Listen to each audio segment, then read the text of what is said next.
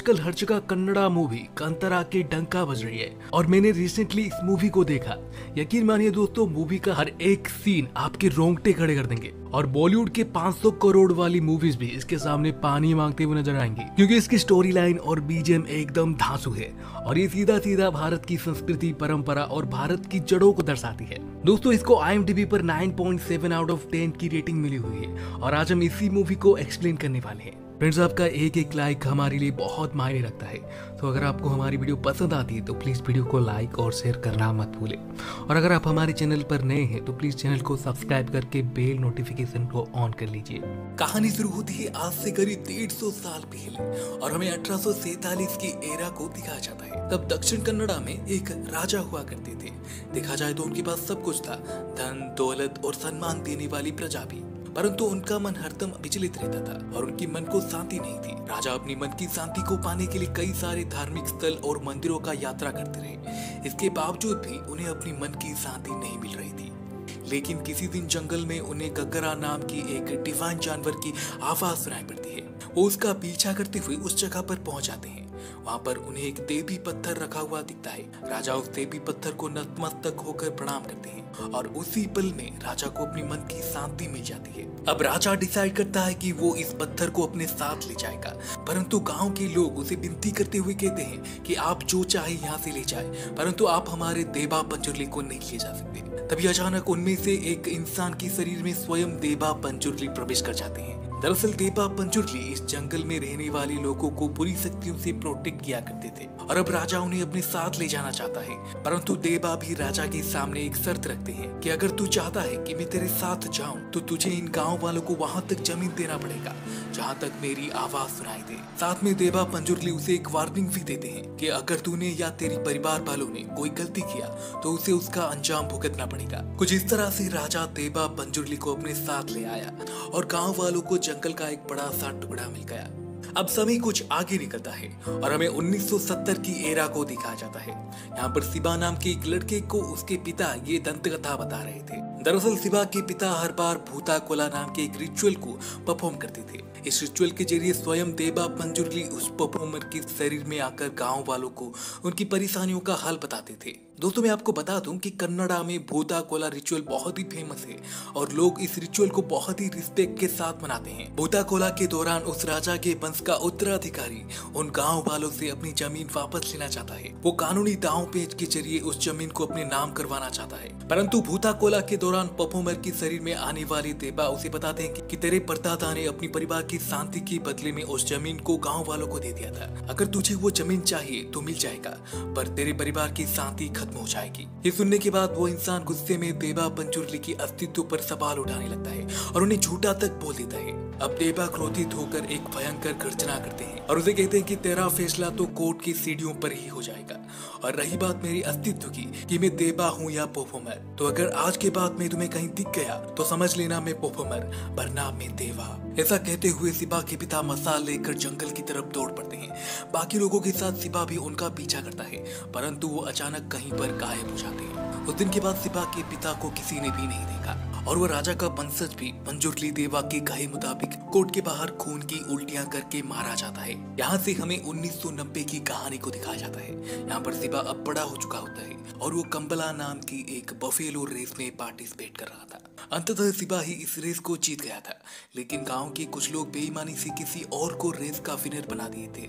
इसलिए शिवा उन लोगों के साथ झगड़ा करता है और ये बात वहाँ की जमींदार तक पहुँच जाती है। दोस्तों, मैं आपको बता दूं कि ये जमींदार उसी आदमी का ही बेटा है जो कुछ साल पहले कोर्ट के बाहर खून की उल्टियां करके मर गया था। जमींदार उन लोगों पर गुस्सा करता है और शिवा को विनर घोषित करके कुछ प्राइज मनी के साथ पीने के लिए दारू वगैरह भी दे देता है।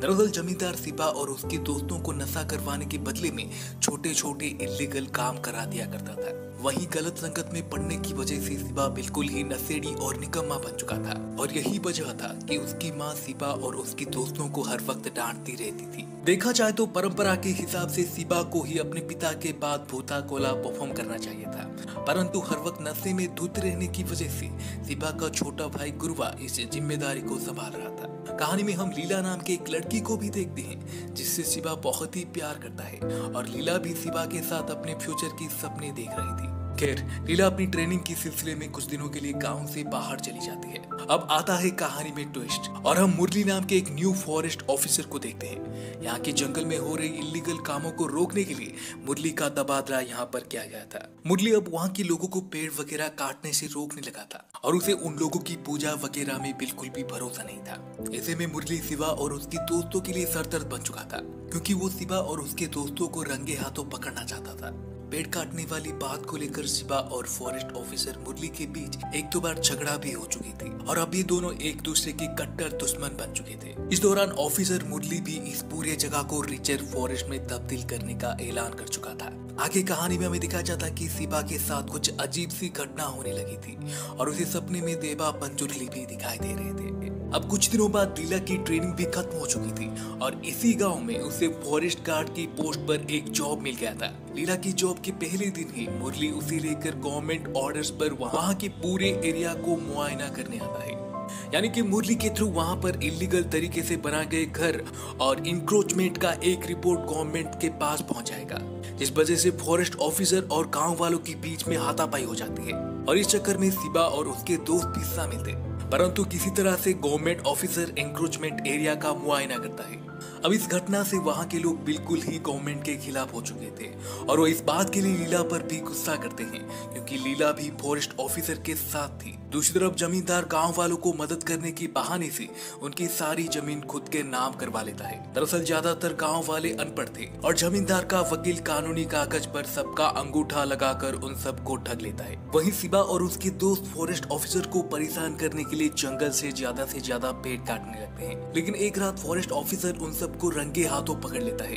इस दौरान दोनों के बीच हाथापाई हो जाती है, जिस वजह से ऑफिसर मुरली गंभीर रूप से घायल हो जाता है। इस इंसिडेंट के बाद शिवा और उसके दोस्तों को पकड़ने के लिए वारंट जारी हो जाती है और शिवा पुलिस से बचने के लिए अपने दोस्तों के साथ जंगल में छिपकर रहने लगा था। यहाँ तक कि उसे लीला से मिलने के लिए भी छिपकर गांव में आना पड़ता था। ऐसे ही किसी दिन लीला से मिलते वक्त पुलिस उसे और उसके दोस्तों को पकड़ लेती है। उसी रात गुरवा अचानक उठकर जमींदार को फोन करता है और सब कुछ सही करने के लिए बोलता है। जमींदार भी उसे सब कुछ सही करने का आश्वासन देता है, परंतु उसके बाद से सारी चीजें और भी खराब होने लगी थी।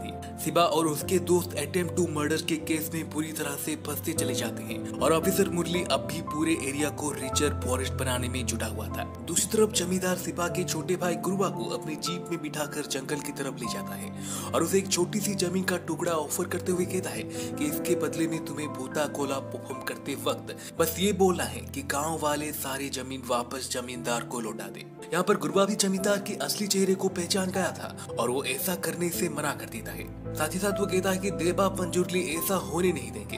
ये सुनने के बाद जमींदार तुरंत ही उसका गला काटकर उसे मार डालता है और अपने आदमियों के जरिए गुरुवा की लाश को ठीक उसी जगह पर फिकवा देता है जहाँ पर लोग देवा पंजुर्ली की पूजा करते थे। उसी रात शिवा को भी एक बुरा सपना आता है, जिसमें उसका छोटा भाई गुरुवा देवा के रूप में रो रहा था। दूसरी तरफ फॉरेस्ट ऑफिसर को ये बात पता चल जाती है कि जमींदार ने धोखे से गांव वालों की सारी जमीन हड़प कर खुद के नाम करवा लिया, यानी कि अब कानूनी तौर पर ये पूरा एरिया जमींदार का हो चुका था।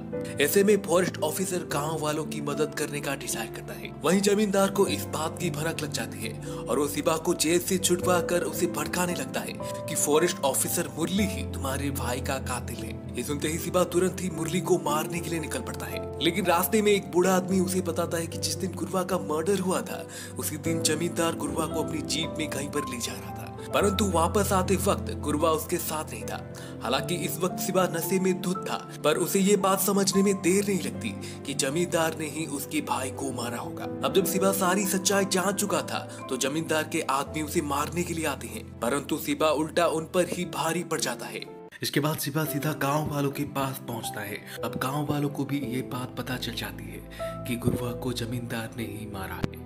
वहीं फॉरेस्ट ऑफिसर इस पूरी जगह को रिजर्व फॉरेस्ट में बदलने के लिए लोगों को मना लेता है, क्योंकि अगर ये जगह रिजर्व फॉरेस्ट हो जाए तो इस जगह को जमींदार भी नहीं ले जा सकता। परंतु गांव वाले कोर्ट में एक पिटीशन दायर करके इस जगह पर रह सकते थे। तभी जमींदार अपने आदमियों के साथ गांव वालों को मारने के लिए वहां पर आ जाता है। वो लोग गांव वालों की घरों में आग लगा देते हैं और गांव वाले भी खुद को और अपनी घरों को बचाने के लिए उनके साथ लड़ाई करने लगते हैं। इस दौरान जमींदार का एक आदमी शिवा का गला पकड़कर उसे मार ही डालता है, परंतु कुछ वक्त बाद शिवा को देवा की आवाज सुनाई देती है और वो एकदम से उठ खड़ा होता है।